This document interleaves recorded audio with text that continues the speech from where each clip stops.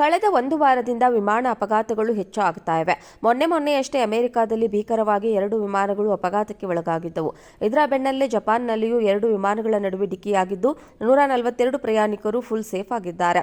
ಜಪಾನ್ನ ಸೀಟಾಕ್ ವಿಮಾನ ನಿಲ್ದಾಣದಲ್ಲಿ ನಿಂತಿದ್ದ ಡೆಲ್ಟಾ ವಿಮಾನದ 1921 ಬಾಲಕ್ಕೆ ಜಪಾನ್ ಏರ್ಲೈನ್ ವಿಮಾನದ ಒಂದು ಭಾಗಕ್ಕೆ ರೆಕ್ಕೆಯು ಡಿಕ್ಕಿಯಾಗಿದೆ. ಈ ಡಿಕ್ಕಿ ಸಂಭವಿಸಿದ ವೇಳೆ ಅದೃಷ್ಟವಶಾತ್ ಯಾವುದೇ ಬೆಂಕಿ ಕಾಣಿಸಿಕೊಂಡಿಲ್ಲ. ವಿಮಾನಕ್ಕೂ ಯಾವುದೇ ಹಾನಿಯಾಗಿಲ್ಲ. ಅಲ್ಲದೆ ಒಳಗಿದ್ದ ಪ್ರಯಾಣಿಕರಿಗೂ ಯಾವುದೇ ಗಾಯಗಳು ಆಗಿಲ್ಲ ಎಂದು ಹೇಳಲಾಗಿದೆ. ಡೆಲ್ಟಾ ವಿಮಾನವು 142 ಪ್ರಯಾಣಿಕರೊಂದಿಗೆ ಜಪಾನ್ನ ಸೀಟಾಕ್ ವಿಮಾನ ನಿಲ್ದಾಣದಿಂದ ಮೆಕ್ಸಿಕೋದ ಪೋರ್ಟ್ ವಲ್ಲಾರ್ಟ್ಗೆ ಹಾರಲು ಸಿದ್ಧವಾಗುತ್ತಿತ್ತು. ಆದರೆ ಇದೇ ವೇಳೆಗೆ ಜಪಾನ್ ಏರ್ಲೈನ್ ವಿಮಾನ ಡಿಕ್ಕಿಯಾಗಿದೆ. ಸದ್ಯ ವಿಮಾನದಲ್ಲಿ ಯಾವುದೇ ಪ್ರಯಾಣಿಕರಿಗೆ ಗಾಯಗಳು ಆಗಿಲ್ಲ. ಎಲ್ಲರೂ ಸುರಕ್ಷಿತವಾಗಿದ್ದಾರೆ ಎಂದು ಸೀಟಾಕ್ ವಿಮಾನ ನಿಲ್ದಾಣದ ಅಧಿಕಾರಿಗಳು ಮಾಹಿತಿ ನೀಡಿದ್ದಾರೆ. ಇನ್ನು ಘಟನೆಯಿಂದ ಪ್ರಯಾಣ ಮಾಡಲು ತಡವಾಗಿದ್ದಕ್ಕೆ ಎಲ್ಲ ಪ್ರಯಾಣಿಕರ ಬಳಿ ಡೆಲ್ಟಾ ವಿಮಾನ ಸಿಬ್ಬಂದಿ ಕ್ಷಮೆ ಯಾಚಿಸಿದ್ದಾರೆ. ಈ ಸಂಬಂಧ ಸೂಕ್ತ ತನಿಖೆ ಕೈಗೊಳ್ಳಲಾಗುತ್ತದೆ ಎಂದು ಸೀಟಾಕ್ ವಿಮಾನ ನಿಲ್ದಾಣದ ಅಧಿಕಾರಿಗಳು ತಿಳಿಸಿದ್ದಾರೆ. ಕಳೆದ ಒಂದು ವಾರದಿಂದ ವಿಮಾನ ಅಪಘಾತಗಳು ಹೆಚ್ಚಾಗ್ತಾ ಇವೆ. ಮೊನ್ನೆಯಷ್ಟೇ ಅಮೆರಿಕದಲ್ಲಿ ಭೀಕರವಾಗಿ 2 ವಿಮಾನಗಳು ಅಪಘಾತಕ್ಕೆ ಒಳಗಾಗಿದ್ದವು.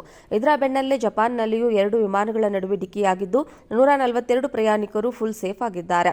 ಜಪಾನ್ನ ಸೀಟಾಕ್ ವಿಮಾನ ನಿಲ್ದಾಣದಲ್ಲಿ ನಿಂತಿದ್ದ ಡೆಲ್ಟಾ ವಿಮಾನದ 1921 ಬಾಲಕ್ಕೆ ಜಪಾನ್ ಏರ್ಲೈನ್ ವಿಮಾನದ ಒಂದು ಭಾಗಕ್ಕೆ ರೆಕ್ಕೆಯು ಡಿಕ್ಕಿಯಾಗಿದೆ.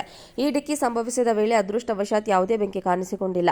ವಿಮಾನಕ್ಕೂ ಯಾವುದೇ ಹಾನಿಯಾಗಿಲ್ಲ. ಅಲ್ಲದೆ ಒಳಗಿದ್ದ ಪ್ರಯಾಣಿಕರಿಗೂ ಯಾವುದೇ ಗಾಯಗಳು ಆಗಿಲ್ಲ ಎಂದು ಹೇಳಲಾಗಿದೆ. ಡೆಲ್ಟಾ ವಿಮಾನವು 142 ಪ್ರಯಾಣಿಕರೊಂದಿಗೆ ಜಪಾನ್ನ ಸೀಟಾಕ್ ವಿಮಾನ ನಿಲ್ದಾಣದಿಂದ ಮೆಕ್ಸಿಕೋದ ಪೋರ್ಟ್ ವಲ್ಲಾರ್ಟ್ಗೆ ಹಾರಲು ಸಿದ್ಧವಾಗುತ್ತಿತ್ತು. ಆದರೆ ಇದೇ ವೇಳೆಗೆ ಜಪಾನ್ ಏರ್ಲೈನ್ ವಿಮಾನ ಡಿಕ್ಕಿಯಾಗಿದೆ. ಸದ್ಯ ವಿಮಾನದಲ್ಲಿ ಯಾವುದೇ ಪ್ರಯಾಣಿಕರಿಗೆ ಗಾಯಗಳು ಆಗಿಲ್ಲ. ಎಲ್ಲರೂ ಸುರಕ್ಷಿತವಾಗಿದ್ದಾರೆ ಎಂದು ಸೀಟಾಕ್ ವಿಮಾನ ನಿಲ್ದಾಣದ ಅಧಿಕಾರಿಗಳು ಮಾಹಿತಿ ನೀಡಿದ್ದಾರೆ. ಇನ್ನು ಘಟನೆಯಿಂದ ಪ್ರಯಾಣ ಮಾಡಲು ತಡವಾಗಿದ್ದಕ್ಕೆ ಎಲ್ಲ ಪ್ರಯಾಣಿಕರ ಬಳಿ ಡೆಲ್ಟಾ ವಿಮಾನ ಸಿಬ್ಬಂದಿ ಕ್ಷಮೆ ಯಾಚಿಸಿದ್ದಾರೆ. ಈ ಸಂಬಂಧ ಸೂಕ್ತ ತನಿಖೆ ಕೈಗೊಳ್ಳಲಾಗುತ್ತದೆ ಎಂದು ಸೀಟಾಕ್ ವಿಮಾನ ನಿಲ್ದಾಣದ ಅಧಿಕಾರಿಗಳು ತಿಳಿಸಿದ್ದಾರೆ. ಕಳೆದ ಒಂದು ವಾರದಿಂದ ವಿಮಾನ ಅಪಘಾತಗಳು ಹೆಚ್ಚಾಗ್ತಾ ಇವೆ. ಮೊನ್ನೆಯಷ್ಟೇ ಅಮೆರಿಕದಲ್ಲಿ ಭೀಕರವಾಗಿ 2 ವಿಮಾನಗಳು ಅಪಘಾತಕ್ಕೆ ಒಳಗಾಗಿದ್ದವು. ಇದರ ಬೆನ್ನಲ್ಲೇ ಜಪಾನ್ನಲ್ಲಿಯೂ 2 ವಿಮಾನಗಳ ನಡುವೆ ಡಿಕ್ಕಿಯಾಗಿದ್ದು 142 ಪ್ರಯಾಣಿಕರು ಫುಲ್ ಸೇಫ್ ಆಗಿದ್ದಾರೆ. ಜಪಾನ್ನ ಸೀಟಾಕ್ ವಿಮಾನ ನಿಲ್ದಾಣದಲ್ಲಿ ನಿಂತಿದ್ದ ಡೆಲ್ಟಾ ವಿಮಾನದ 1921 ಬಾಲಕ್ಕೆ ಜಪಾನ್ ಏರ್ಲೈನ್ ವಿಮಾನದ ಒಂದು ಭಾಗಕ್ಕೆ ರೆಕ್ಕೆಯು ಡಿಕ್ಕಿಯಾಗಿದೆ. ಈ ಡಿಕ್ಕಿ ಸಂಭವಿಸಿದ ವೇಳೆ ಅದೃಷ್ಟವಶಾತ್ ಯಾವುದೇ ಬೆಂಕಿ ಕಾಣಿಸಿಕೊಂಡಿಲ್ಲ.